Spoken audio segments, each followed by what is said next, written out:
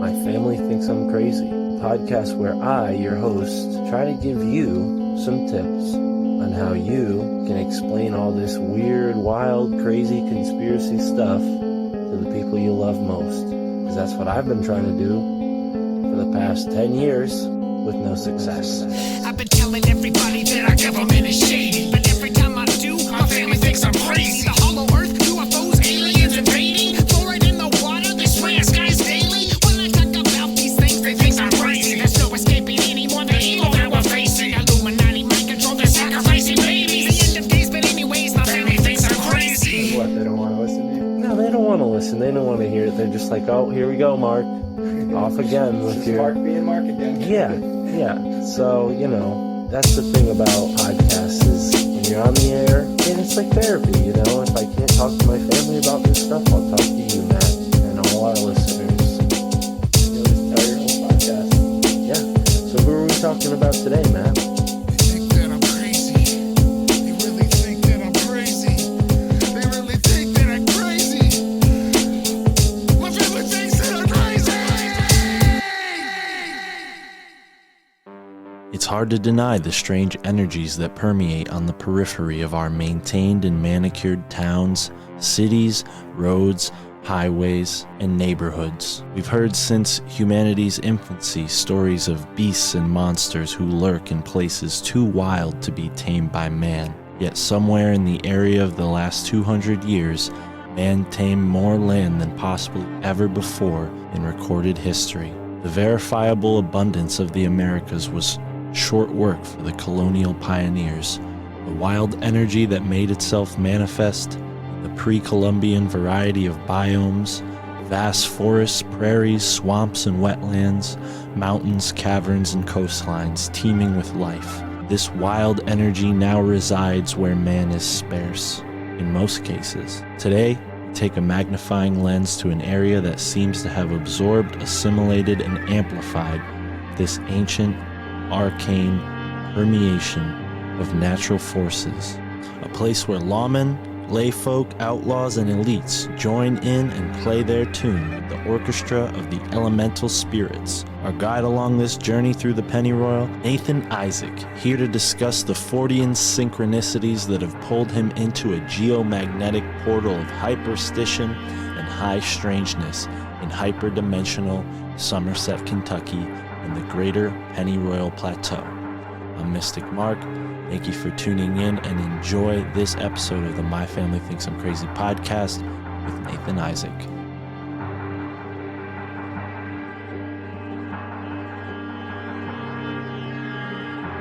There's a deeply personal connection between the observer and this event, and the observer, something observing the observer, observing the event. It creates this crazy feedback loop. That's the basis of synchronicity. This synchronistic reality, this hyperstitional reality that emerges out of that. I think there's something in this phenomena and the way that it appears to people and the way that it presents itself and the way that it manifests that involves these weird feedback loops and this weird story, telling a story and becoming part of the story. And it's like, he became a part, you know, he's this prankster, this Discordian who's fucking with everybody about secret societies and the Illuminati. And then it turns out he's involved in one of these conspiracies by no fault of his own. It's as if the universe fucking pranked him, right?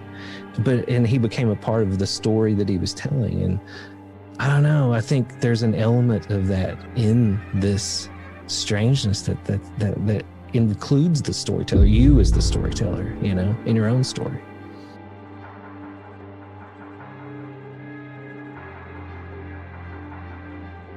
Welcome. Thank you so much for being here on the My Family Thinks I'm Crazy podcast. I was listening to your show last year, very impressed. Around that time, I was exploring some of the magical aspects that you can tap into when you start to understand the landscape, whether it's a landscape you were born in, a place you moved to. And what really became exciting for my girlfriend Tara and I was looking into the history of these places that we were going around. to visit so often. And man, you have just taken a big microscope, a big magnifying glass to this area that is so interesting. So before we get to Somerset, Kentucky and the first season of Pennyroyal, tell us about Nathan Isaac. Tell us about when this started for you and when you got interested in these subjects. Oh man, I guess probably, I've always been fascinated by Fortean phenomena, right? And loved all the, the Book of the Damned, Charles Fort. And yeah, I grew up in Appalachia in Eastern Kentucky, like very much in the apocalypticism of Free Will Baptists, and a lot of talk about the end of the world all the time, but also a lot of mountain magic, like granny magic and those sort of things, which we've talked about on the show. And the second season, Matthew Bird, who's a friend of ours in Tennessee and a pagan, he talks about the fact that a lot of these old Christian church women were performing magic for all intents and purposes, but since it was in the church, it wasn't seen as magic or the devil, different label. But if you didn't go to church, it was the devil, So right. So I grew up in that, a lot of talk of spook lights and a lot of strange things, and so obviously was always fascinated by that. But once I was in college, studied philosophy, studied religion, and really started digging into Deleuze and Guattari and 1,000 Plateaus and like the critical theory stuff and Manuel de Landa's 1,000 Years of Nonlinear History. And so I think a lot of my interest in the high strangeness and the Fortean and the weirdness sort of collided with philosophy and trying to understand these things, and I love fucking stories. I love telling stories.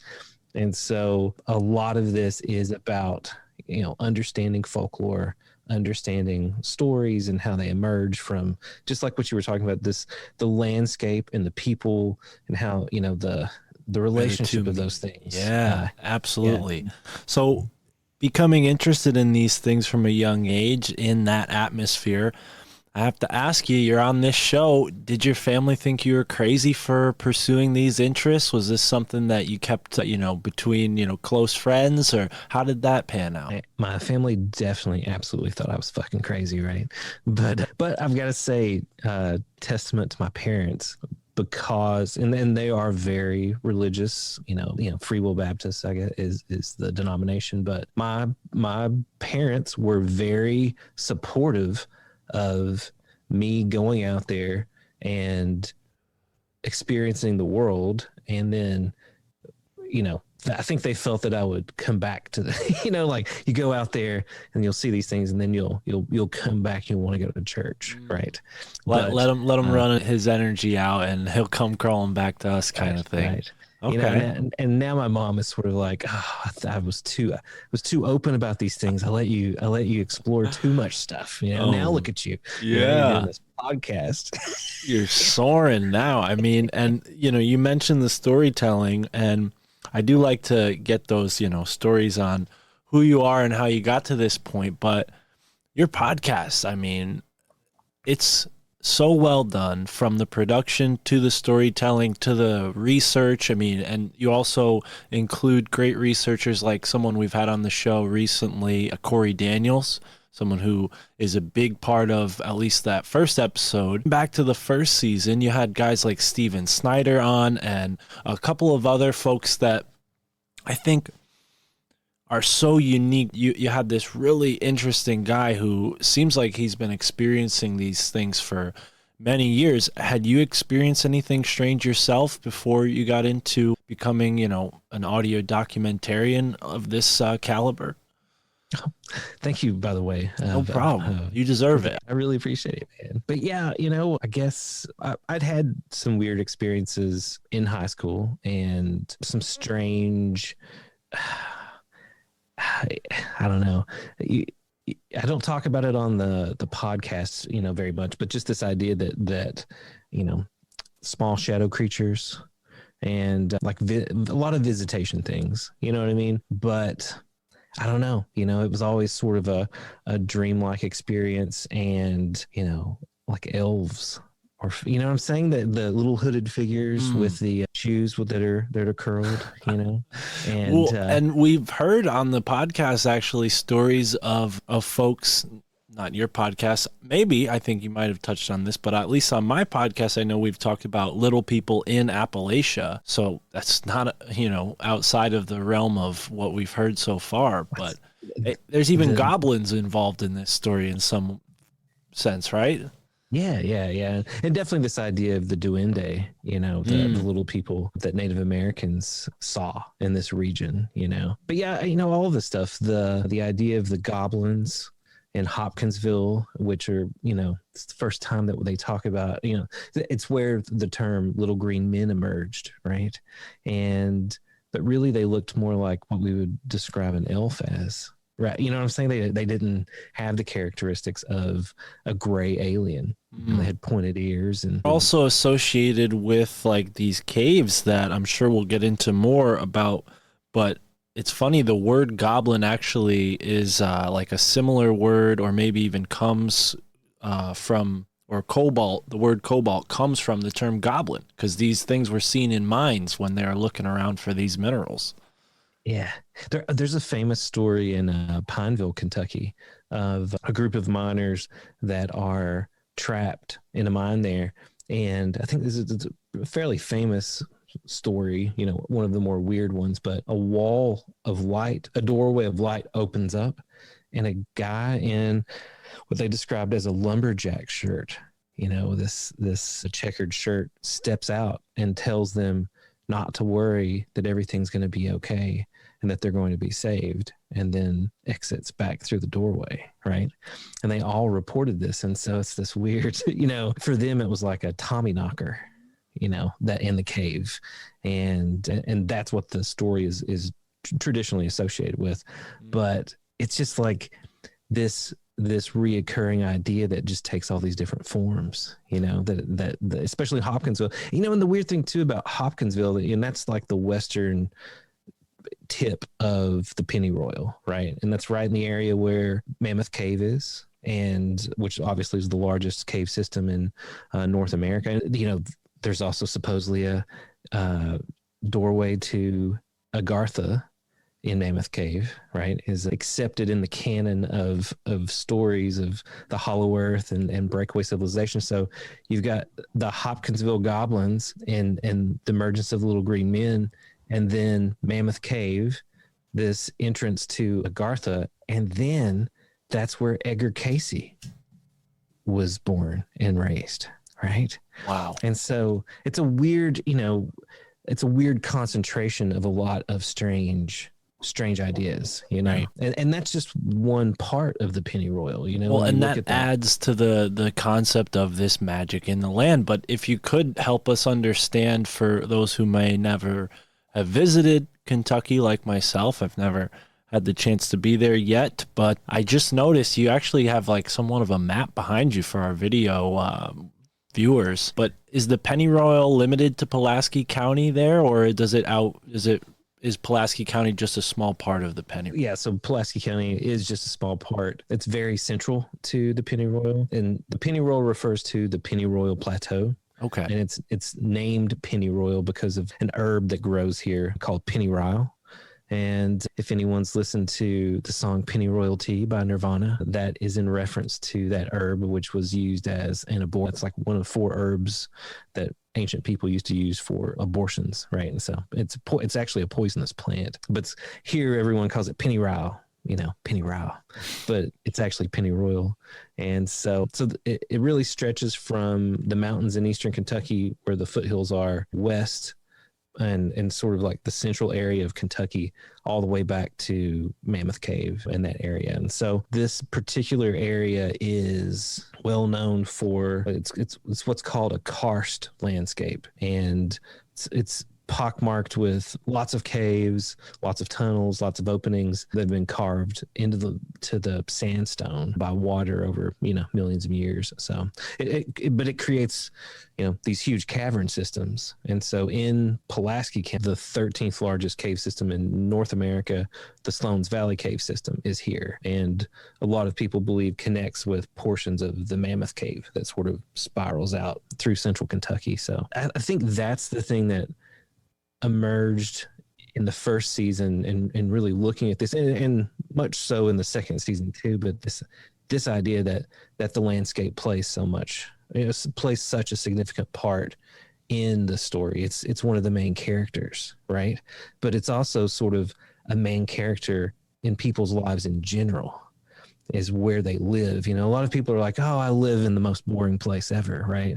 But they've never taken the time to actually interact with that landscape and the story of that landscape, because they may find parts of their story also are intertwined. And that's really what I wanted to do with the first season, was to cause people to ask those questions and cause them to sort of look at the place that they are and find the magic in that place, because there's a lot of your own story that you don't even realize is tied into the story of where you are, Yes, and I'm sure the listeners have heard me mention this many times, but that was very much the case for me in the Susquehanna River. Michael Wan, who does a lot of research on the Susquehanna River, I had him on the show a couple times, and now him and I do a podcast together weekly, and I'm taking sort of steps to look into the Connecticut River, which is pretty central to where I live. But yeah, it's amazing to see how institutions use these geographical features to build certain structures. And I took a little bit, I want to really spend more time talking about season 1, because I haven't listened to all of season 2 yet. Naturally, it's not finished, but I'm almost certain that you guys have touched on a lot of this, because in the first episode you talk about Route 66, and our buddy Corey Daniels breaks down how the Freemasons are very much involved with that. So, wow. But let's go back to this pennyroyal and what you found maybe on the ancient history of the place, because I find that's equally as important when you're looking at a landscape. Yeah, there was a lot of research into ley lines. And really, the first season sort of feeds where I ended up going in the second season, because the second season, the motif that sort of ties everything together is this occult history of the U.S. transportation system, right? And this idea of roads as paths, and roads as sort of paths to initiation, and this idea of during the first season, while we were investigating everything, were we sort of on some type of path, whether, I don't know if we say initiation, but I'm just saying, like, a weird. Oh, I know something. Exactly what you mean. When you go on the journey ends up becoming something entirely different than what you had expected.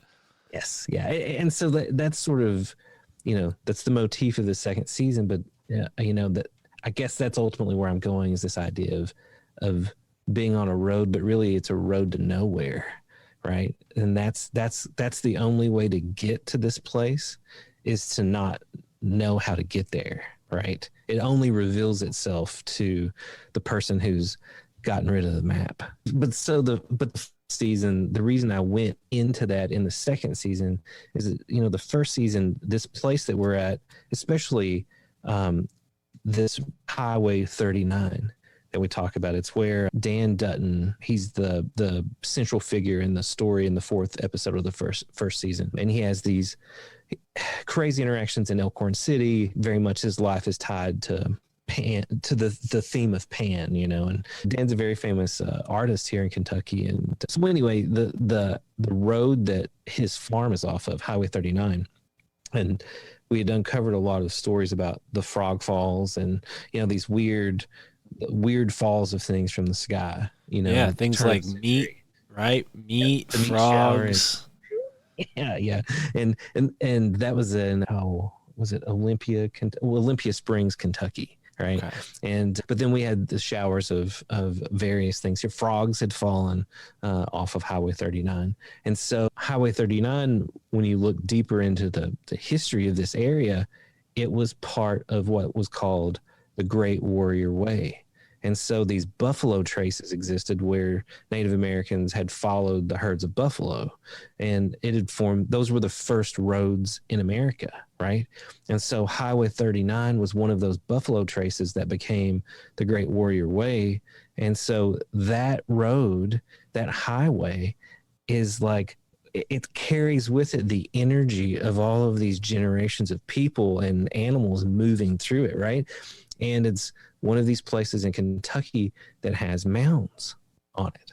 And so there have been all kinds of black dog sightings, tons of these alien black cat sightings, which are traditionally associated with these ancient earthworks, you know, especially in England. You know, England is a fucking island, and there aren't any native large black cats, right? But then you've got the Beast of Exmoor and all of these cryptids that are sighted there that are these alien black cats, right? And they're central to the earth. They end up popping up around these areas. We're talking big cats, right? We're not talking a house cat. We're talking maybe the size of a dog cats. Yeah, jaguar size, Wow. you know, lion size. You know, the Beast of Exmoor, there's a picture where the thing looks like it looks like a lion almost. But they're associated, the appearance of these things, with these standing stones and these ancient earthworks. And so people like John Keel and others have sort of proposed that there is an association, you know, that these areas are portal areas. And so the veil or the membrane between worlds is thinner there. And so these things are able to pass back and forth. You know, other theories are that they could be guardians of some sort, you know, guardians of the gateway. But I know that in this area here in Pulaski County, the number one thing that I have gotten in interviews are black cat sightings. And there are no melanistic black cats, you know, black panthers in North America, and there haven't been any since 1921, like Mexico and South, right? And so all of these people I'm interviewing, right, all of these old timers, they've all seen these big black cats, and they're huge. And the most common report is that the tail of the cat is on one side of the road and its nose is on the other. So the whole length of this black cat is the size of a 2-lane highway. And now are most of these cats seen by like drive-by sightings, like from cars? Is that typically where they're seen? That's typically. I'd hate to be a hunter finding one in the woods. I mean, geez. No. And that's the thing, you don't hear that, right? Mainly from vehicles. And Dan Dutton was the one that proposed this to me, that a lot of the sightings are in cornfields, of a cat moving from a cornfield on the left side of the road to the right side of the road. And there are a lot of Mesoamerican beliefs in a jaguar cult, right? And so that's associated with corn. Right. Yeah. And here in Pulaski County, and there are some very ancient Paleo-Indian sites, especially because of the Sloan's Valley cave system. And we're talking, you know, 1,500-year-old site where they found objects. And some of the objects are they're called gorgets, and they're made from shell, right? From seashells. And they will make these designs, and they found a number of black jaguar designs, which are evidence of a jaguar cult here in Pulaski County at some point in the cave system, right? Wow. But you know, all of that plays into these other stories, you know, because it's like those are just foundational elements to the weirdness. Absolutely. You mentioned ley lines before. I've had a guest on this episode 108, Peter Shampoo, who talked about the Empire ley line, which goes from the Great Pyramid all the way up through the eastern seaboard, through New York City, through Philadelphia, And it's according to him, through his interpretation, like a sacrificial ley line, that all this energy has been accrued along. And you've talked about this in Pennyroyal, where certain sites where great massacres have taken place, or even battles and civil war, can hold this residual energy that is definitely sensed to this day. And that is something about, the Pennyroyal is a large place. I think it's maybe 14, 15 counties in, it's a large portion of Kentucky, and it's a large geographical area. Now, there, like I said, Hopkinsville is a hot spot. There are other hot spots here, but in looking at Pulaski County, which is very central to, and that's what the map of behind me is of Pulaski County, an early road map, which shows a lot of roads that don't even exist anymore, which I think is fascinating. But when you look at Pulaski County, there is this sort of coalescing or an intensification, a concentration of energy and information and people here specifically, right? And there's something with this area, in an ancient way, in terms of the river, right? The Cumberland River that goes through here. And so it is, if you're coming from Louisville, Kentucky, across central Kentucky, the Cumberland River is definitely a point that you have to traverse, right? Because of this plateau. And one of the reasons why this place was really important in the Civil War is that it was one of the only areas that from the south to the north that you could transport goods, right, across this river. And so it was a majorly strategical point, and that's why they fought the Battle of Mill Springs here that we talk about in the first season, which was this massive and very decisive battle in the Civil War. So that you've got that here, right? You've got this river that's here that eventually becomes Lake Cumberland. They dam it, right? But there's this history from the Civil War until we get the railroad from Cincinnati down to Somerset, right? And so Cincinnati is Queen City, and Somerset, which is the county, the capital city of Pulaski County, the county seat. This connects the railroad, and so Somerset became Little Queen City. And so if you wanted to go anywhere in Kentucky, you had to go through Somerset, right? And that's why we talk in the first season about when Aleister Crowley was traveling through Kentucky. He visits Mammoth Cave. Aleister Crowley's aunt, his mother's sister, lived in Livingston County, Kentucky, right? Had immigrated from England to there. So he no doubt visited her, which also Livingston County is where supposedly Edidorpa's entrance to the underworld is also located. If anyone's familiar with the story of Edidorpa, and it's tied to the Freemasons, right? Wow. And William Morgan, who was murdered or went missing because he was going to expose the Freemasons. It's a story sort of his journey into the underworld of Gartha and all this stuff. Anyway, but I don't know. It's just you find the railroad, that intensification, and then the Kentucky anomaly, right? To find out that Pulaski County is the center of the largest spike of geomagnetic energy in North America, right?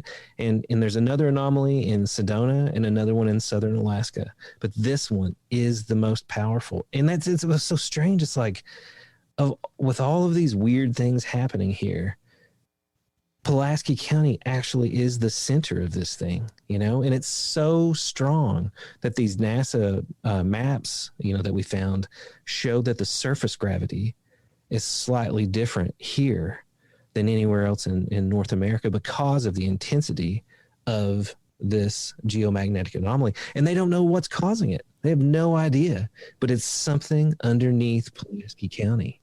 And it's like, how is that affecting the people that live here, right?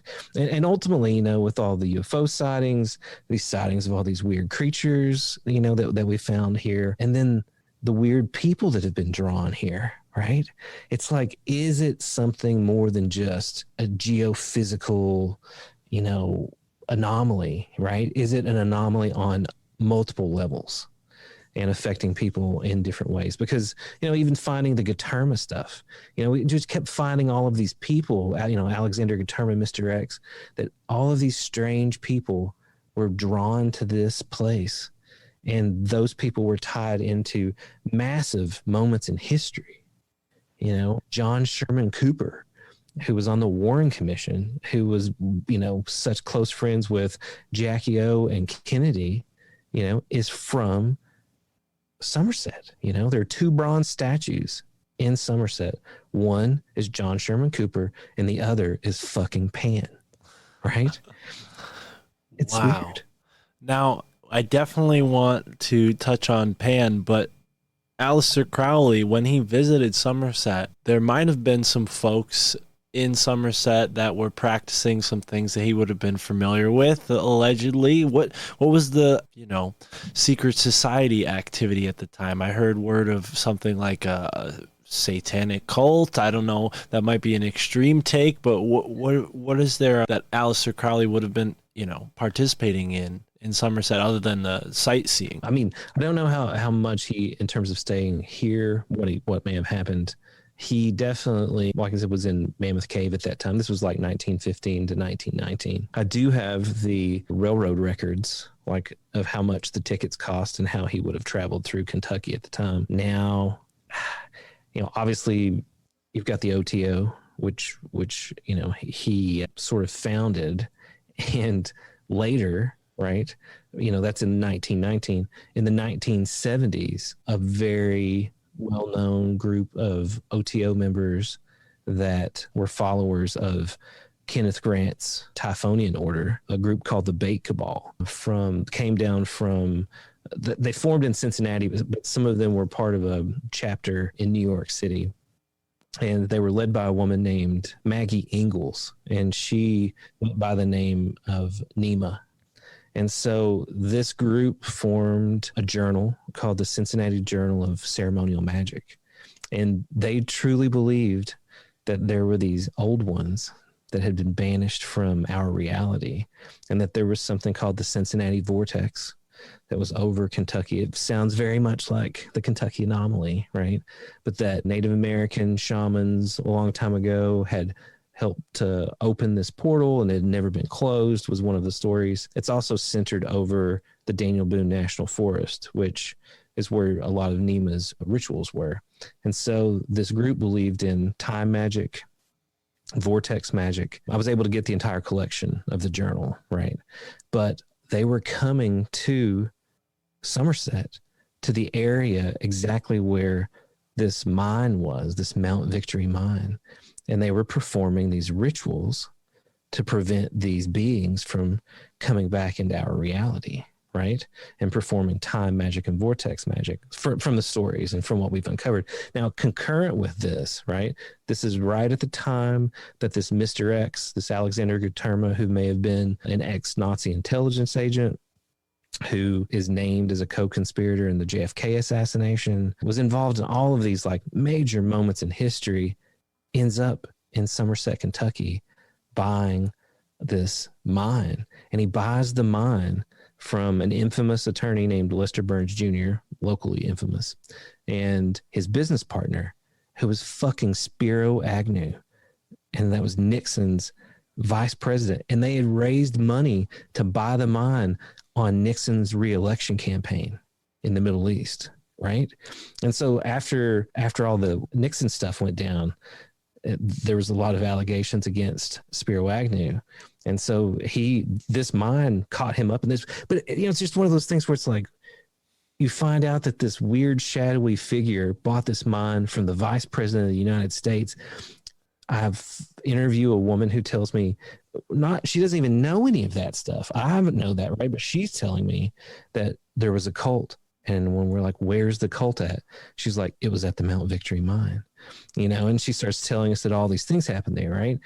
So then we find out about the Bait Cabal. They're not the cult, right? I'm just saying they're a whole other separate magical group who are performing magic near this mine, where there are allegations of another group. And then we found multiple groups that were being drawn to this area, right? The Gwyddonic Order, which was a group of Welsh magicians that moved their international headquarters to fucking Somerset, Kentucky in 2004. Okay.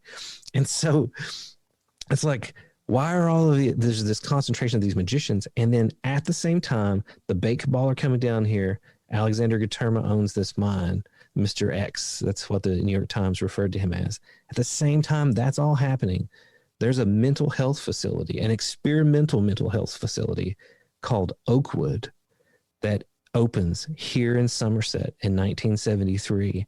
And within 6 months of the place being open, there are these allegations. This letter gets written to like the governor of Kentucky and all these like, you know, big people, state police, alleging that there's a witch cult performing magic in the tunnels underneath Oakwood, and that they're burning magical symbols into the backs of some of the patients, right?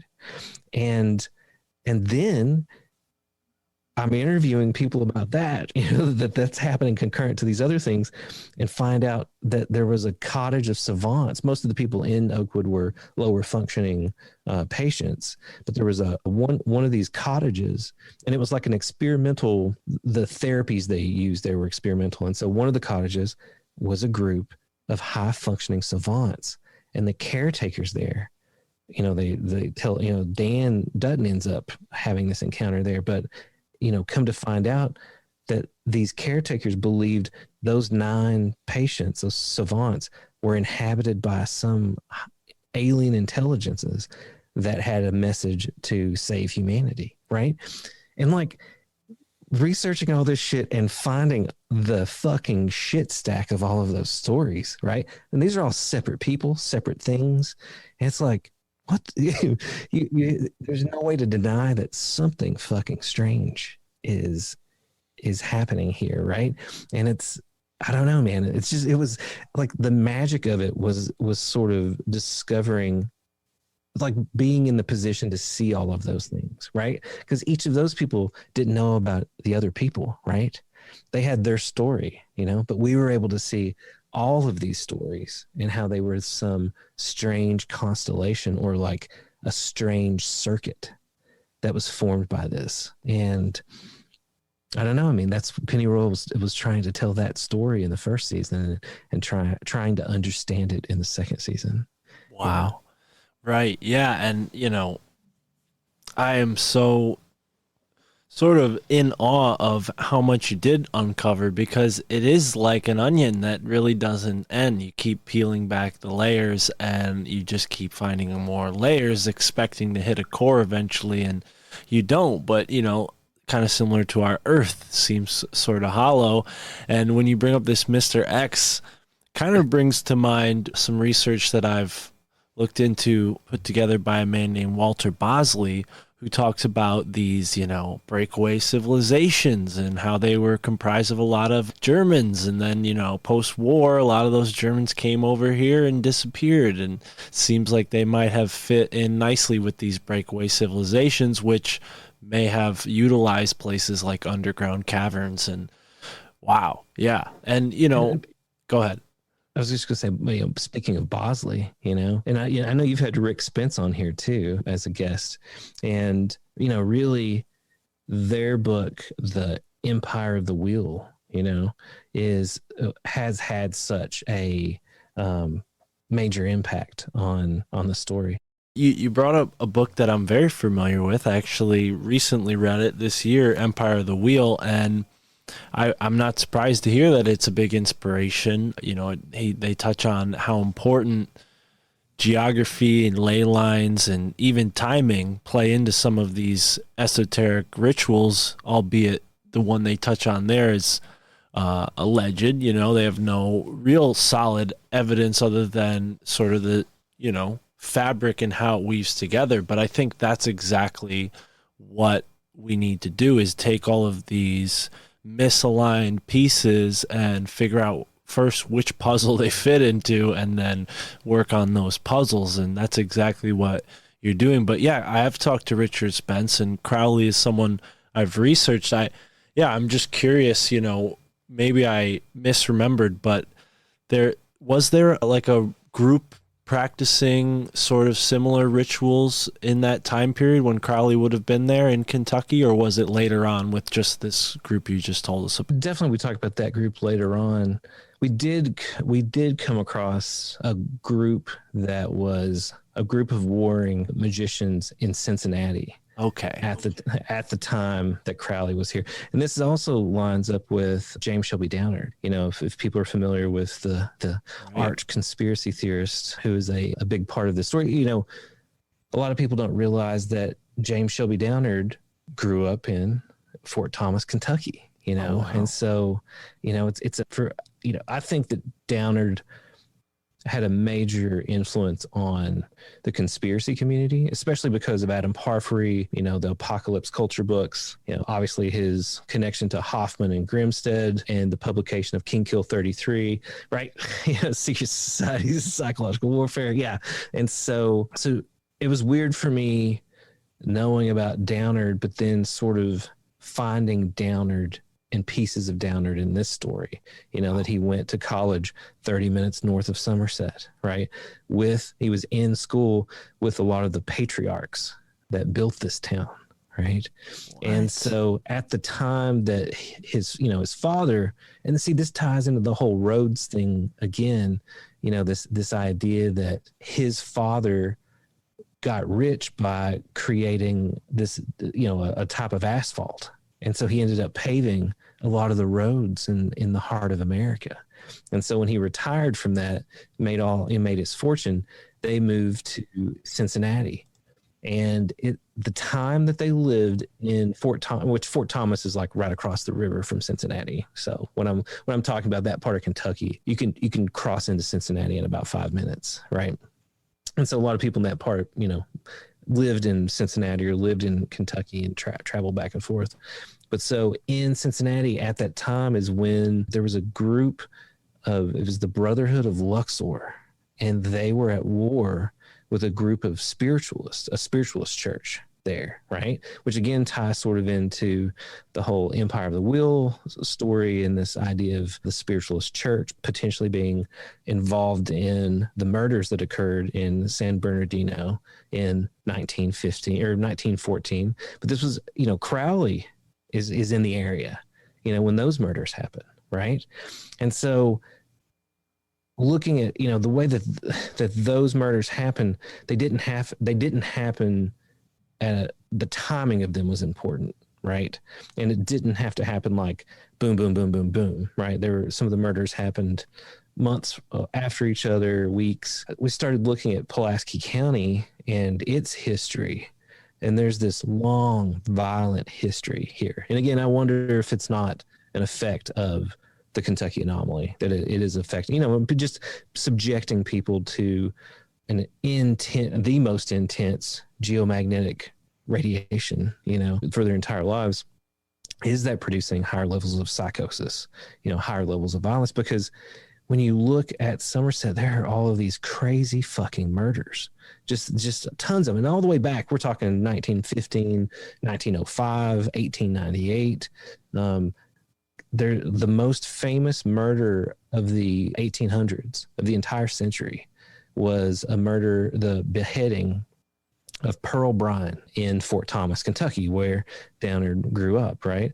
I think this was 1896, and she was beheaded by two dental students, and she was in a relationship with one. But I'm sure a lot of people will be familiar with the story of Bobby Mackey's in Kentucky. It's this like haunted roadhouse. And no, please tell us. Huh? Can you tell us? I've never heard of this. Yeah. Oh, so Bobby Mackey is this sort of famous country singer, and he bought this old slaughterhouse and turned it into a bar. And it's up in, I think, Wilder, Kentucky, which is near Fort Thomas, right? And the story goes that these two dental students were Satanists, right? And they had murdered Pearl Bryan and beheaded her and threw her head down in the well in the basement of this slaughterhouse where they drained the blood of all these pigs and stuff, and that they had done a satanic ritual, right? Or some crazy thing like that. All right. but it's been, that place is a huge, like, people travel from all over the world to go ghost hunting in Bobby Mackey's, right? But when you really look into the story of Pearl Bryan, you find out that those guys were probably not Satanists, and they were convicted because a private investigator from Somerset, Kentucky, found the witness to convict those guys. And then later it turned out that Pearl Bryan was probably murdered by a woman from Somerset, Kentucky, in a group that was active here. And this private investigator had framed those boys to cover that up, right? Wow. Isn't that? Yeah. So that was like, another strange way that this all sort of, connected to these other. And at the same time that this was happening in northern Kentucky, that Pearl Bryan happened, there were a series of beheadings in like Indiana, Illinois, and a few different places. And though we haven't gone down that road yet, this idea that there was a series of ritual beheadings in America at the turn of the century. It ties it to Downard's story of going to New Mexico. Yeah, and, with the bridge there. Yeah, and there's that guy. It's in Taos, New Mexico. Oh, what's the guy's name? Mansbee. Arthur Rochefort Mansbee. And this guy had his own secret service, his own, group of spies, and was supposedly a Freemason. And Downard's brother-in-law in Carnivals of Life and Death takes him down there to do magical battle with this guy. And then when you look this guy up, he's a real person. And he owned a gold mine called the Mystic Mine. And all of these people associated with it ended up beheaded. And then finally on, I think it was July the 7th, or there's a lot of ties into the 4th of July and July the 7th. They find his body and he's been beheaded. And it's this crazy, I'm like, how does this all tie into Somerset, Yeah, like, it kind of rings of like what you hear of these guys who go into ancient pyramid tombs and they get cursed, or even, like the genie or of something like of the land, like the elemental spirit of the land sort of poking at these people's subconscious to draw them in further and further. And it seems to attract people like Mansbee, who have the resources to fully partake in the chaos. Yeah, like those are like elemental battles almost, for engagements. And you have to wonder if maybe like these ancient spirits of like the shamans who opened up those portals, what if they're, in some way affecting us? They're just taking form. The people who took on the role as shaman in those days are now just coming and doing these things without the system in place to teach them how to fully utilize these tools, we'll call them. So it manifests itself in these crazy, chaotic ways. It's Just speculating here, something I like. I think that's, exactly what you said is a major part of this, I think, because there seems to be this archetypal cycle that is played out over the generations, right? And because there's a strange element of this story, like when I mentioned Oakwood and the tunnels, and that these things were happening, and these abuses, and they called it a witch cult, and that's in the newspaper. The stories I'm referencing are fucking newspaper articles, there's tons of them, and it's just like, what the fuck? This shit's well documented, but no one put it together that this was all happening at the same time, But there's an older turn of the century story. I think this is like 1910 here. And there was a sanitarium, and this guy was a doctor, right? That traveled all over the US. They referred to him as a healer, right? And he sounds, the description sounds like what would more so be termed a faker, like an FAKIR, like, kind of guy who it's more of like magic and being a doctor also. And so he built this sanitarium here at the time that there was the tuberculosis breakout. And so the sanitarium existed, and then he had a house off from the sanitarium. And so there were tunnels that connected the two together, and they're really tunnels. They really exist, right? And so there were a series of murders in those tunnels beneath that sanitarium. And then, 60 years later, it happens again, sort of, in this plays out again, this dark things happening in the tunnels beneath a sanitarium, within 5 miles of each other, and just the series of murders that we uncovered, and the assassination of the sheriff here, Sammy Catron, who was sort of this like king-like figure, and had shades of this like killing of the king fertility ritual, right? And so it's like all these things are happening in this place, and it does seem to feel like there's like an archetype, like a spirit of the landscape, right? That's playing out some type of psychodrama that's baked into this landscape, this particular landscape. Wow. Yeah. And, it really takes a frightening form when this energy manifests in creatures that people actually see. I mean, I recently had a conversation with Ryan Burns, someone who is arguably studying Skinwalker. And yeah, I mean, Bigfoot even comes into play in some stories. Dogman is a big one, particularly in that area.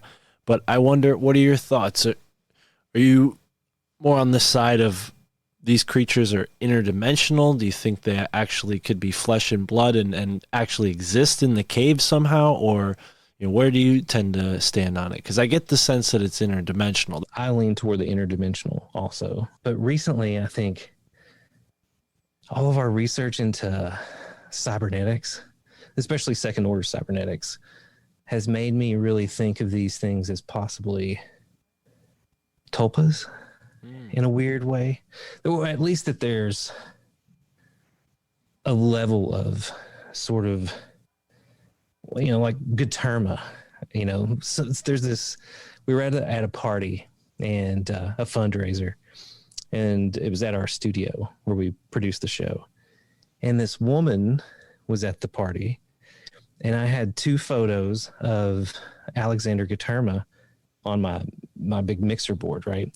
And so she came in there and she picks it up, one of the photos, and it's one of the Associated Press photos.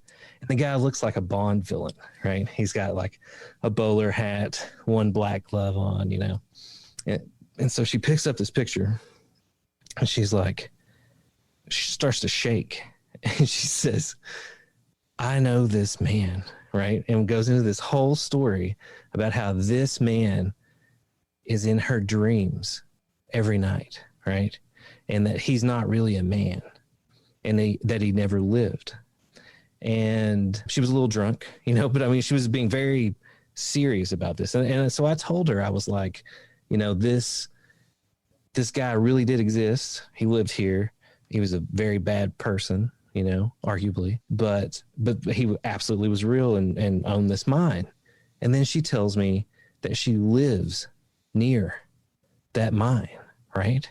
And her husband comes in, and he's this dentist here in town, a very well-known guy.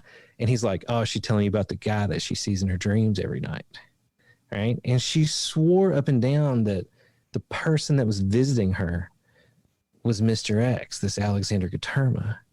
And so, that got me thinking about this idea of, is it possible that through telling this story, right, and then all of these people thinking about Alexander Gaterma, I mean, because the guy was, it's just completely obscure, right? Just absolutely did not exist to history anymore, right? After he died in this plane crash, which people think he was assassinated, right? And, but for her to see this guy, it's like, is it possible that after the show came out, somehow it retrocausally gave the entity of Mr. X some type of being, right? And then I started thinking about a lot of the things that have been happening here, and a lot of things that people have been encountering. And you start to wonder, to what degree are we creating egregores through folklore, right? And because it's like the whole Pennyroyal story started because I heard a story about a fucking cult here that I absolutely didn't believe. I was like, that's fucking ridiculous. The country bumpkins here are not worshiping some, Cthulhu-like creatures, and, this is not happening, right? And ultimately I found out that story was, because it involves murder and all this stuff, it was a true story, but it was 3 different stories that the people here had blended together into one story. But everyone believes it, right? Everyone believes this story. And even now, you know, there are people that are in therapy, that have these memories of this, right? They have memories of this cult. They have memories of these things happening. But I know for a fact that it's actually multiple stories, and I see how they lock into each other, right? And it's like, did the collective folklore produce sort of the tulpas, the egregores of that group, right? That don't really exist, but do exist on a weirdly spiritual level, right? Like this idea of Gaterma being here, you know, and then it did turn out that a magical group was coming here to try to stop Cthulhu-like creatures, right? And it was here. And it's like, there's a weird hyperstitional quality to all of this, right? In that the telling of the story affects the story that you're discovering. Okay. And we even, you know, in the second season, we talk about Voorhees and his whole idea of, God, it's Ukbar. It's this idea that there was he plays a prank on, he's this, I think a Portuguese writer, but he plays a prank on a friend and he invents a society that never existed, and then like inserts a page in the 1902 Encyclopedia, right, Britannica. And so they're going through it, and the guy finds this, right, and so the more that the prank goes on, the more that they start to find artifacts from Ukbar in the real world, right? And so it's like the belief in this is causing it to actually manifest. And so we were asking a guest of ours who is a researcher into Hyperstition and the CCRU, you know, the whole cybernetic control unit, research unit, and Nick Land. And a lot of this stuff comes from Nick Land and the CCRU at, what's the Warwick University, right, in the cybernetics department. And so we had posited, was the Voorhees story the first instance of Hyperstition, right? And so the researcher said that they had tracked it back even further. But Voorhees and that story is about a Hyperstition, but it wasn't about a Hyperstition until Nick Land invented the concept of a Hyperstition in 1993. And then that retroactively caused the Voorhees story to be hyperstitional, right? And so when you start to look at some of the things we're uncovering, it gets really slippery in terms of timing, right? You know, of Dan Dutton encountering these savants at Oakwood, right? Things happening now, things happening in the 80s, things happening in 1994, things happening in 1915. And so you start to see this overlap, right? But it all involves the telling of the story, right? Because none of these things would be lining up or connecting together without us as the interface for the story to exist, right? And I wonder how much or how many of these encounters with the other or other beings doesn't involve something similar, because they're all very personal experiences, right? You know, those encounters often are unverifiable because it's only one witness, right? Or it's only this one thing. So there's a deeply personal connection between the observer and this event, and then sort of the observer, something observing the observer, observing the event. It creates this crazy feedback loop. You know, that's where it's the basis of synchronicity, you know?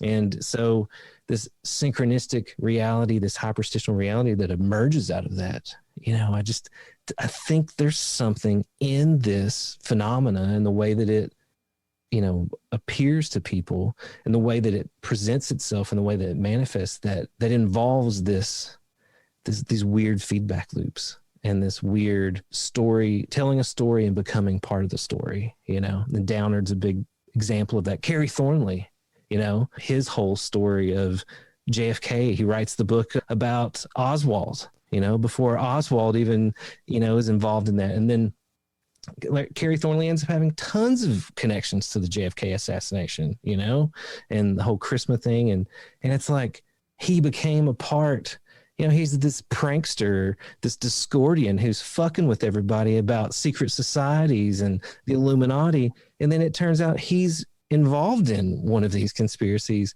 by no fault of his own. It's as if the universe fucking pranked him, right?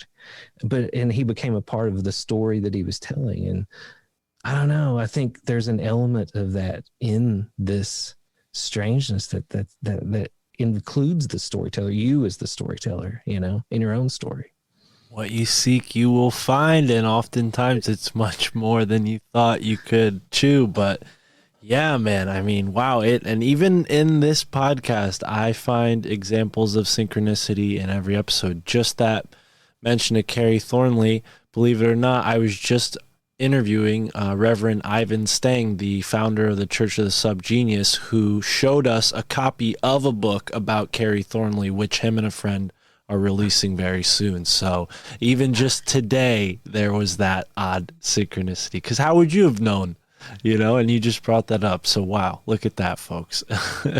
That's weird, dude. Wow, man. So how much of that are you comfortable with? Because I think, you know, I would be a little anxious about what could happen next. I mean, has anything happened that has pushed you past like the threshold of what you expected you were getting into? I mean, I think that's a definite yes, but any experiences that were, you know, tested your faith, maybe we'll say?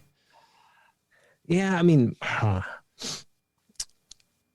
definitely it's gotten really weird, uncomfortably weird at times, you know. And it's not like it's on all the time, right? You know, it's you know, because I have a day job, you know, I work like 60 hours a week at a normal job. Wow. And you know, there are lots of other stuff, lots of projects and things, you know. But if I were to try to like live this every day, I would go fucking nuts. You know what I'm saying? There's just too much weirdness to it. I think, you know, I've talked about this with a lot of people that are researchers in the paranormal and in the 410. And I think that having a job, having a day job really, and just having a normal life grounds you, right? Because you can't swim in these waters all the time or you'll drown, right? You know what I mean? Like you got to get out of it sometimes. And so, you know, there have been times that it's, you know, I love it though. You know, I love finding all this stuff. I love, you know, there's a rush that you get, you know, that's addictive in researching these things and finding these connections and having these things reveal themselves, right? But the weirdest thing, the scariest thing has always been in this has been the human element, right?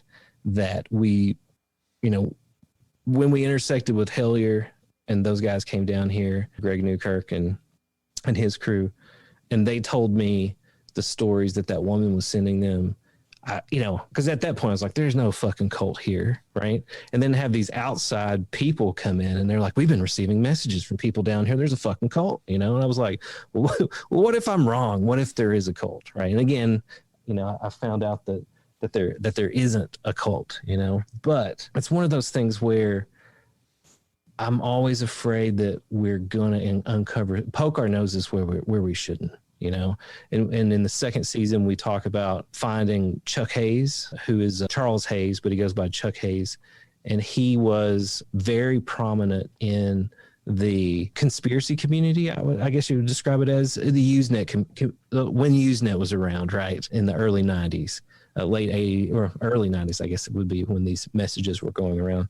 And so this Chuck Haze figure, because we found Alexander Guterman, Mr. X, and I was like, there's no way we could find someone else that strange, you know, here in Pulaski County. And then lo and behold, we find Chuck Haze, right? And so like fucking Chuck Haze, and the only reason I found him was that somebody sent me a message. They joined Facebook just to send me a message that said, have you looked at Chuck Haze? And it attached an article about this guy from Pulaski County, from here, you know, was caught in the largest seizure of uncut gemstones being smuggled into America, right? And I'm like, what the fuck? And sure enough, this guy was in Brazil, and he looks like another Bond villain, right? And he's supposedly this junk dealer in Somerset, and find out that there are thousands of articles about this guy online because he supposedly was a CIA agent that was tied to the Promise software. That the whole story that Danny Casolaro, of the Octopus was chasing down that got him killed. It turns out the information about Promise was coming from Chuck Haze here in Pulaski County. That when he died, when they found Danny Casolaro dead in that hotel, of suicide, which he was probably murdered, by the government or by somebody. When they checked his phone records, he had hundreds of calls to Pulaski County, to Chuck Haze, right? And Chuck Haze was called to testify, because everybody's like, this guy's not a CIA agent. He's a country bumpkin, right? And then he gets called to testify in the Inslaw case about the Promise software, and they enact the National Security Act, right? And so this guy supposedly built a fucking Cray supercomputer that controls the SATCOM system in the U.S. That he built that computer here in Pulaski County and built it in the back of a fucking semi that they were driving around Pulaski County and Kentucky to keep it on the move. And that he was the head of a group called the Fifth Column. And it was these ex-CIA hackers. And they were using this Promise software to take down corrupt politicians. And there are tons of articles about this shit, right? And it ties into Danny Casolaro and the whole Octopus case. And I was like, this is fucking completely nuts, right? And the story of the Cray supercomputer in the back of the semi ends up in a fucking X-Files episode. Right. And so like, because at the time that the creators of the X-Files were going through the conspiracy web and going through these Usenet groups, Chuck Haze was fucking all over it. He was a fucking star. Right. And it's like, what the fuck was that? And then we received these documents from a guy, and that the guy wants us to data mine it. Darian and I, my research partner, and he's a co-producer on the show, and we do a lot of projects with data mining too, and contract out for development. And so Darian had developed this data mining software. So because when I did the FOIA request for Alexander Gaterma, I actually got 1,600 pages of documents from the FBI, which I was like, what the fuck? I can't believe they responded my FOIA request.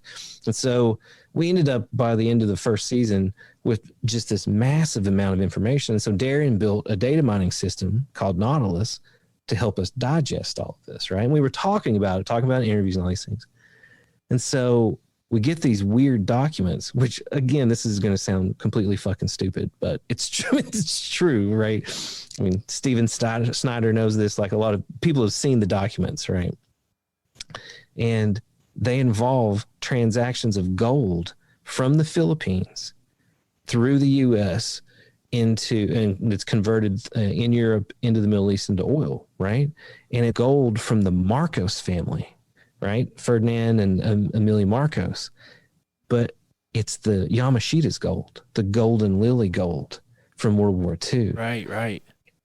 And so the documents, it's hundreds and hundreds of bank accounts, SWIFT transfers, like emails, and it traces this whole thing, right? And somebody wanted us to data mine that. And when we opened those documents up, that was probably the scariest I've been when we were researching this, because I felt like we were looking at something that we shouldn't, right? Because it's fun to like postulate about hyperstitions and, old ones and portals and alien black cats. But then like seeing this shit, I was like, I don't know if because it had reproductions of like gold certificates, lots of stuff that I was like, the transaction records, I felt like we shouldn't have this. This is dangerous to have, right? We talked to Rick Spence about it, and we were like, well, we'll send it to you and you see. And he was like, do not fucking send me those documents, and he thought, wow, his opinion was that it was an intelligence operation, right? And I was like, but why? Because he just said something in the documents is something that someone wants to get out, but they don't want it tied back to them. They think you're going to release the documents, right? And the documents the weirdest thing was that a bunch of the actual documents themselves were about what we were researching. Like Cleve Baxter, the guy that, created the way to speak to plants with the lie detectors, right? Yes. There's this whole that he's in there. Mitch McConnell, the senator from Kentucky, right? But it's like the documents came from Escondido, California, right? Escondido, hidden, right? And so they come to us in Kentucky, and there's documents about Mitch McConnell, memos from his office, supposedly, and like emails, presidential emails, like some really weird shit, right? But a lot of documents that directly reference what we were researching at that time. They even mentioned Steven Snyder. Like Steven Snyder is in the fucking documents, right? And I was like, this is super strange. Well, at the time that Rick Spence mentioned that, this could be an intelligence operation, I was like, why would anyone? We're not doing anything. We're like chasing after fucking monsters and like weird cults, here in town. There's no reason, no one would be watching us for anything. We haven't uncovered anything that earth shattering, I thought, And this was before we found the Chuck Haze stuff.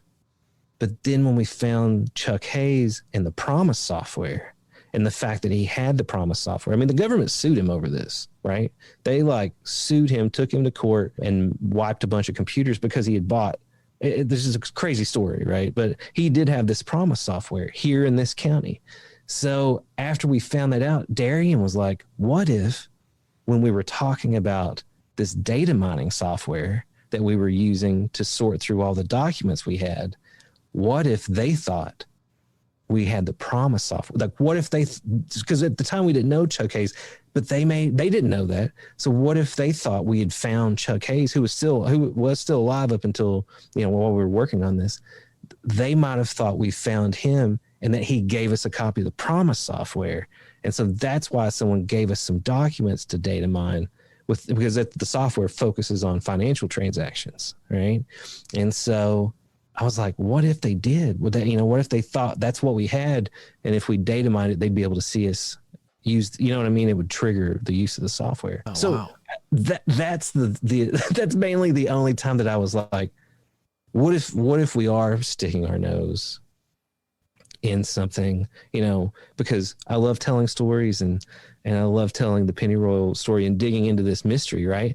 But still, it's just, a passion project and a hobby. I'm not trying to like uncover government corruption or expose something, you know what I mean? And so to that degree, I was like, I don't know about this, man. Like, is this a mistake? Is it a mistake to even fuck around with this stuff? Yeah, understandably so. I would be feeling the same way if I was in that position. And it is, you mentioned the resources in the past in newspapers. It is crazy to see how that's shifted, and now journalism is not at all what it used to be, where they used to have all these wild stories. Now they're giving us a very clean, scrubbed narrative in the mainstream platforms. And if anybody dares go into these forbidden realms, they get banned, censored, and maybe even in extreme cases dealt with, and wow. Yeah. I don't blame you for feeling that way. And I don't blame Richard Spence for saying, hey, don't send that to me. But I don't know. Curiosity killed this cat, because I wouldn't hesitate if you offered to send him to me. Not asking, but if you offered, I would not stop you. But yeah, I definitely, wow, I know there are so many different angles we can go down here. I don't want to keep you for too much longer because I know it's getting late for both of us, but for folks who haven't listened to season 1, I totally recommend stopping what you're doing, going and checking it out.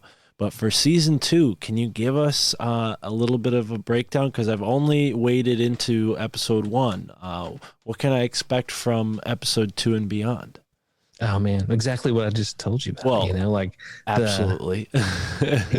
Stupid question really on my part.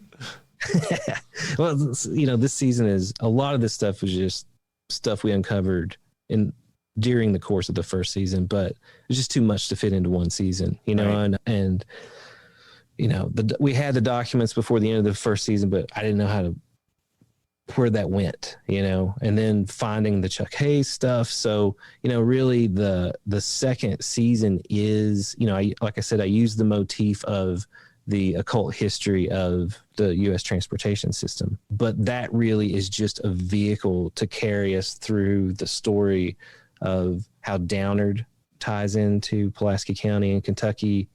All of our research on, like randomness, cryptological devices, just a lot of the stuff that we found in the course of researching this and understanding this, all the stuff that we talked about Hyperstition. Right. And can you Chuck give us some Haze examples and of the maybe, documents. cryptological devices?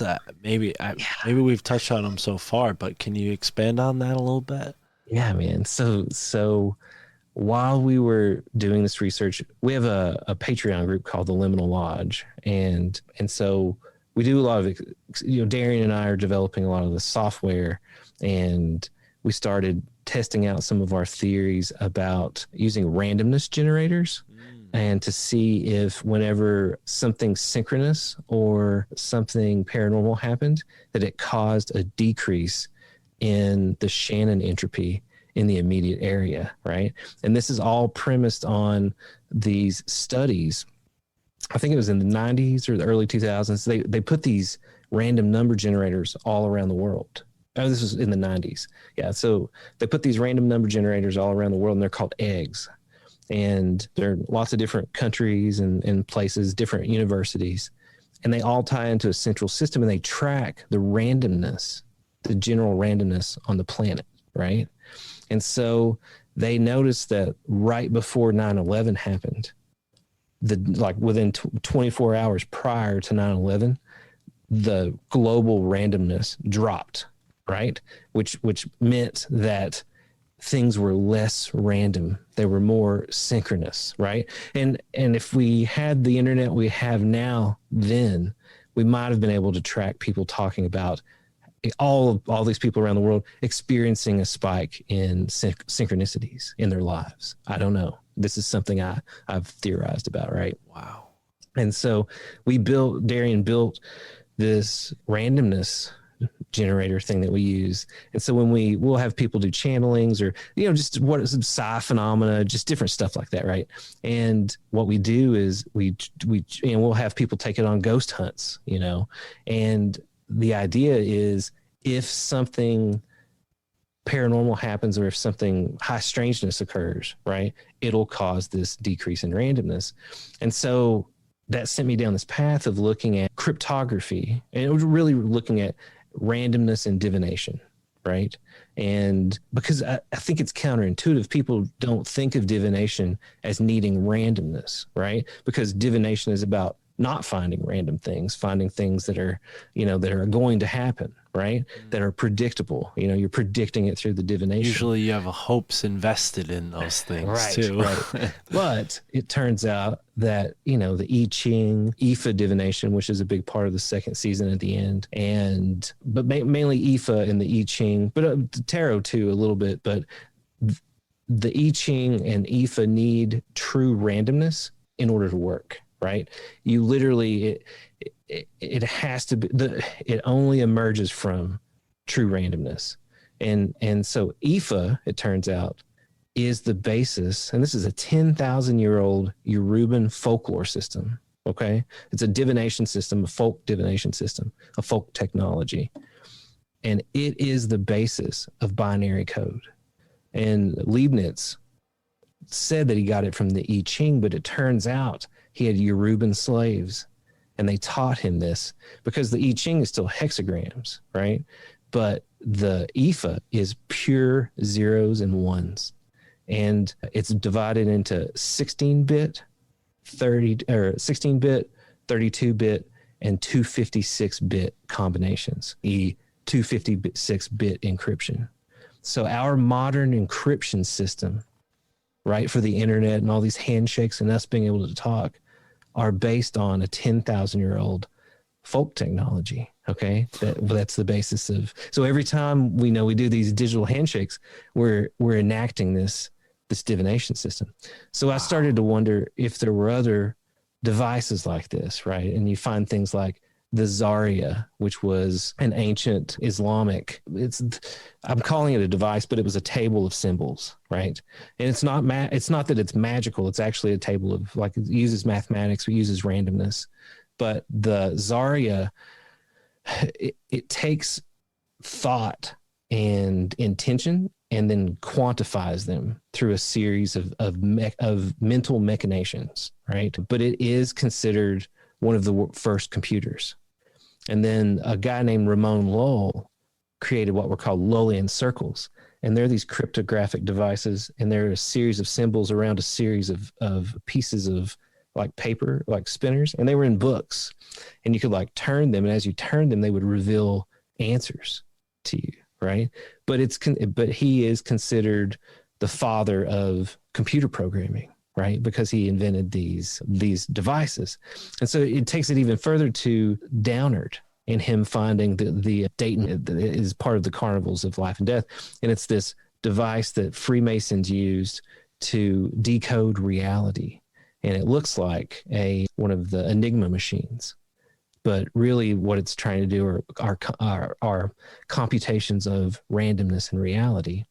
And so anyway, I got into this whole research about these cryptographic devices and how they are sort of embedded in this story and this idea of unraveling reality and some of these groups that might have been doing it.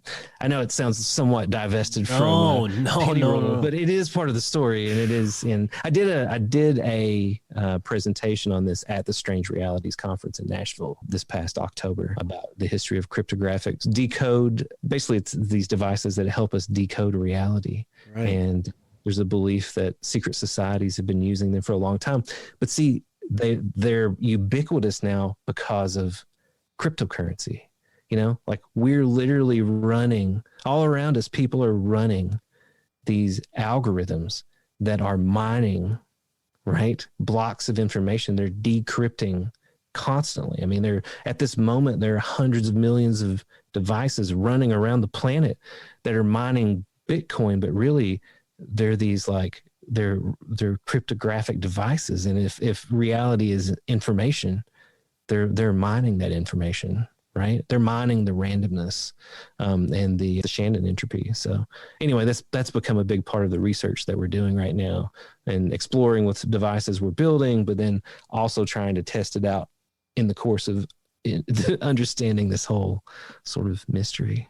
Absolutely. And I don't think it strays away from the topic at all, because going back to someone who I'm very familiar with, Michael Wan's research, he talks about how the D-Wave computer was built there on the Susquehanna River. You talked about this Promise software, very crucial to this landscape picture that we're painting here.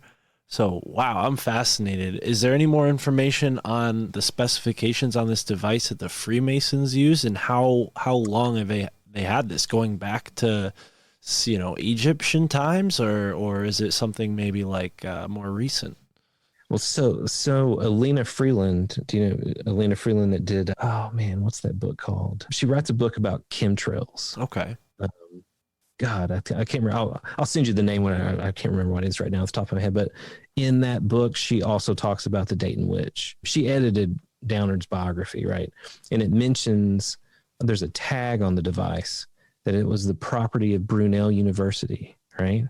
And it's the Brunel University Cybernetics Department, right? So it had this whole idea of hyperstition and everything comes into play. But it was supposedly found in 1931, but Brunel University didn't exist until 1966, right? And so, but Downard in his Carnivals of Life and Death says, I'm a little mixed up on my dates of things, right? He even references Elvis at one point. Everything's supposed to take place prior to 1935, and he talks about Elvis, So there's a weirdness to it, but that device and devices like it were absolute. These things did exist, and you can trace the history of those things, and see there's a huge connection between cryptography and magic. Like when you go back and you look at John Dee, Edward Kelly, these guys that were magicians that were laying the foundation for ceremonial magic and, the Enochian keys. The Enochian keys, all of that, they figured that out through cryptological analysis.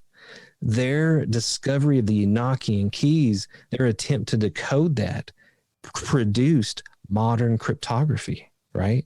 And you've got Trithemius and others, and they were all people trying to contact other intelligences, trying to decode parts of reality, and they were inventing these devices to help them do that, right? And so just you take it to the modern day, look at the Enigma was the name of the German cryptological devices, right? But here in the US, the name of the cryptological device program was Magic, right? And so there's just a constant connection between magical systems, cryptography, and the decoding of reality, right?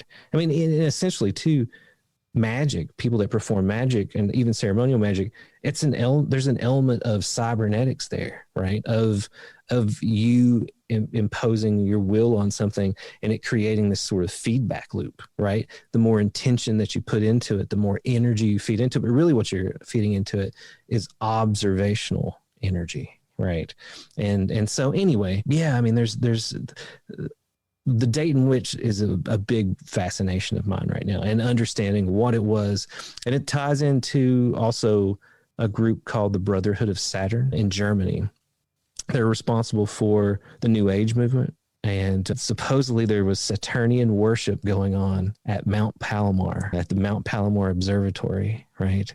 And I found an old, Downard talks about it in the Sirius Rising tapes that they recorded of him in the 1970s, that there were these rituals going on. And I found a 1947 comic strip that shows a Saturnian ritual at Palomar, right?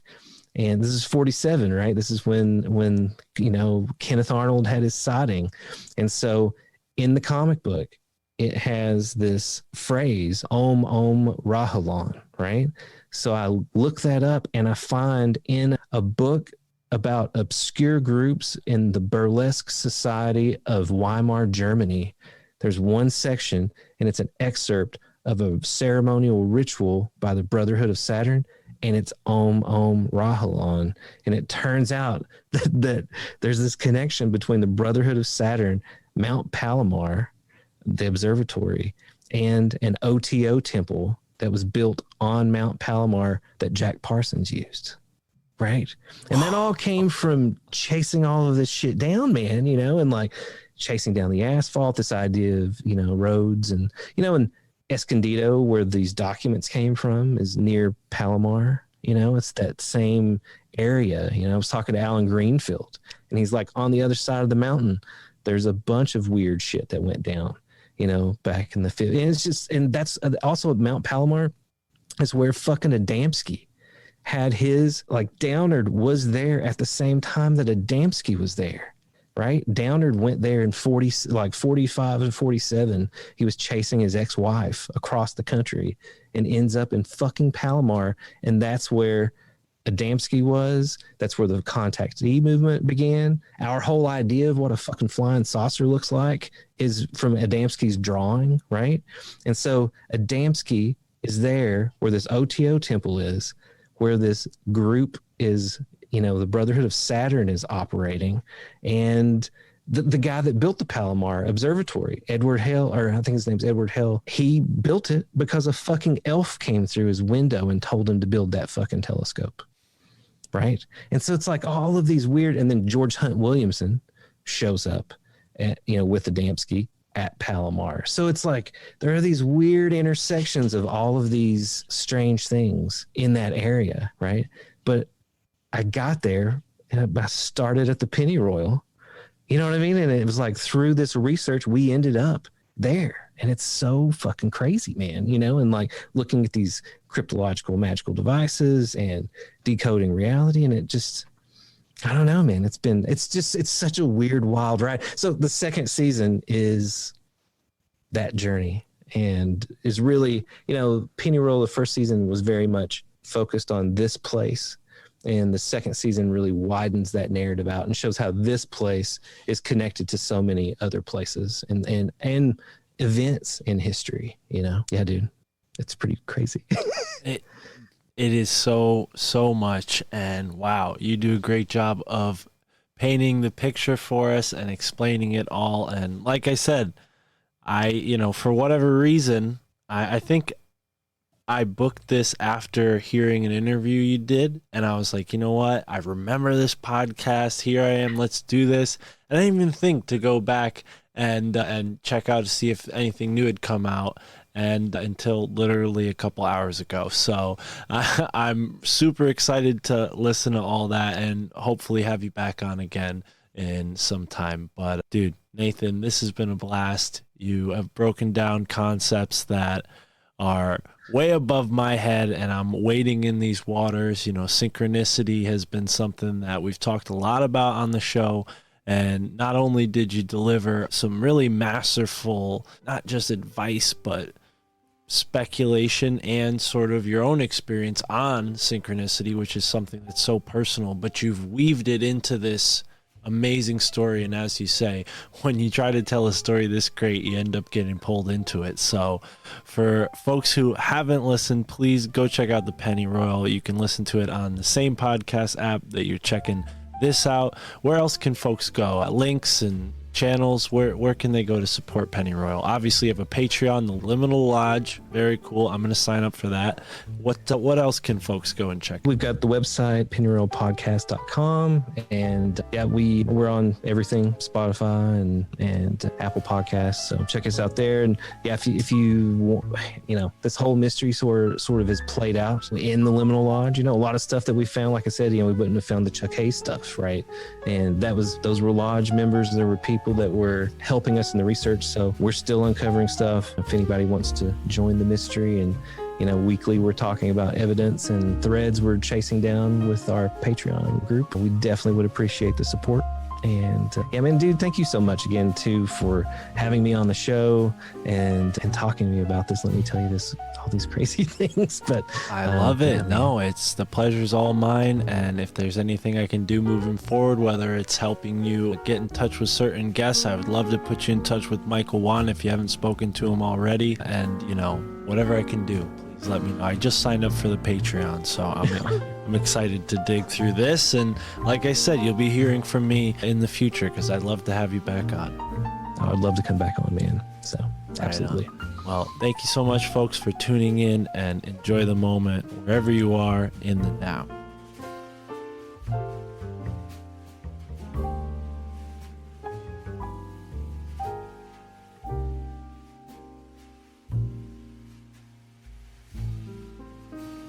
All right. Thank you so much for being here, listening in on the My Family Thinks I'm Crazy podcast. This episode featured Nathan Isaac, host and creator of the Pennyroyal podcast. And if you have not checked them out yet, be sure to check them out. I believe there are 3 episodes still unreleased in the second season. For some reason, I thought there was only 8.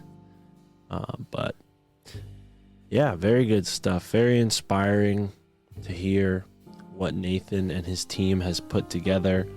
Michael, Juan, and I recently discussed the podcast Pennyroyal on our podcast, Your Handbook for the Apocalypse. You can find that on the Susquehanna Alchemy feed. Sorry, folks, if that's complicated, but we talked about it. Very, very similar sentiment made by Michael Wan. He resonates with the Pennyroyal, and yeah, it's an inspiration. Who knows, maybe we'll come out with something similar for the Susquehanna River. Leave that up to Mike. But long story short, we have so much going on here as things are getting warmer, and Nathan's research on the Pennyroyal has inspired me to look further into what my girlfriend and I have been calling the Connecticut mystery. Whatever it is that is here that's waiting for us to find. One of the biggest sort of conspiracy stories that showed me what synchronicity was the Toynbee tile. story, because as I was walking across the street one day, I just happened to step on one of these Toynbee tiles. It literally jumped right out at me, and ever since, I've been chasing that dragon, chasing that feeling, exploring things in the real, uncovering things like a detective, uncovering these truths that are out there waiting, hiding. Anyways, it's the month of merch madness. Hook us up, help us out. We could use your support. We're moving out of where we're currently living into an apartment, and I'm excited. Gonna be out of this basement. No more furnace background noise that I'll have to edit out. It's gonna be fantastic. But we can't do it without your support, so sign up on Patreon, follow us on Rockfin, and of course, this month, if you use the promo code MFTIC88, you can get free shipping on any one of the awesome t-shirts, sweatshirts that we have for sale. We even have mugs and stickers too. But go on our website, check out the link to the merch. The link is in the description for this episode. You can also find the link on the Telegram. Sign up on our Telegram and join in the community of like minds. Bunch of people in there. Shout out to Jake from Loco Listens, showing us a lot of love on Instagram and Telegram, shouting out the show. Very awesome way to support the show. I appreciate everything you're doing, Jake. It really means a lot. And if you have some time, some talent, or some treasure that you can contribute to this show, don't hesitate. You're already helping us out, contributing your time by listening to the show. So awesome. Thank you for doing that. If you have some talent like Jake does that you can contribute to the show, whether you're an artist, a musician, a promoter, whatever it is that you are best at, maybe you're creative and you're doing something that I can't even think of off the top of my head. Maybe you have a product that you would like to sponsor the show with. Maybe you're doing something unique that we can talk about on the show. Do not hesitate. My email is on my website, myfamilythinksimcrazy.com, or you could just hear me say it right now, mfticpodcast@gmail.com. That's the best way to get in touch with me.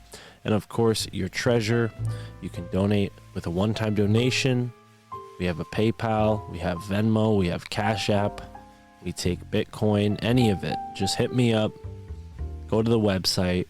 We got all the links to all the ways you can support with a one-time donation, or you do a one-time donation by buying merch. It's pretty much the same thing. I take that money and it goes to things that go into the show. I mean, there's a lot of different expenses that I have throughout the month. A big portion of that is towards the podcast, so I really can't bring you this caliber podcast quality that it is, and I'm very proud of, and that I'm constantly striving to improve, unless I'm supported by you, the lovely listeners. So thank you so much for hearing me out and hearing the spiel. I know all of you kind folks that do listen to the show when you can. I know you will. And yeah, don't hesitate, because I know that I probably wouldn't even be here speaking this to you guys if I hesitated, you know, way back when I was just a listener in your shoes, and I went and I said, you know what, I'm going to support Sam Tripoli. I'm going to support those conspiracy guys. I'm going to support the Higher Side Chats. I'm going to support Grimerica's show. And pretty soon I was spending $25 a month on podcasts, you know, spending $25, $30 a month on podcasts, working part-time hours. I could not afford that, but you know what? I'm glad I did, because it karmically brought me to this point here. And yeah, you know, as this show develops, you'll learn more about me. Little Birdie told me that I should be more forthcoming with who I am, be more vulnerable, and share more about myself. So I definitely plan on doing that. We have some big guests coming up, so I hope that it'll be more about them, less about me in the next few weeks or so. But we had Ryan Bledsoe back on the show, Tony Merkel back on the show, the Mad Hatter, Jeff Hunt joins us on the show for the first time. My buddy Alex comes back on the show. Hollow Sky, did a podcast with them. Really cool guys over there at Hollow Sky Podcast. Shout out to them. And that's about it, folks. Plug the merch, plug the Patreon. You guys get it. You want to support the show? Just check out the episode description. I really appreciate when you do that. Oh, and reviews. Rate and review the show. If you review the show, we will not only read your review, but we will thank you for your kind review. Let's see. Have I missed any new reviews? Are we up to date on the reviews? We are up to date on the reviews. Right on. And you know what? We have some new patrons that we need to give a shout out to. That's what we need to do. We're going to save that for Wednesday's episode. Thank you so much, folks, for being here. Thank you for tuning in to the My Family Thinks I'm Crazy podcast. Shout out to our 3 new patrons, Donna, Jake Loco, and Leo Cadia. Very cool name there. Thank you for being here, folks. I love you all so much. Thank you for supporting the show, and have a great moment wherever you are in the now.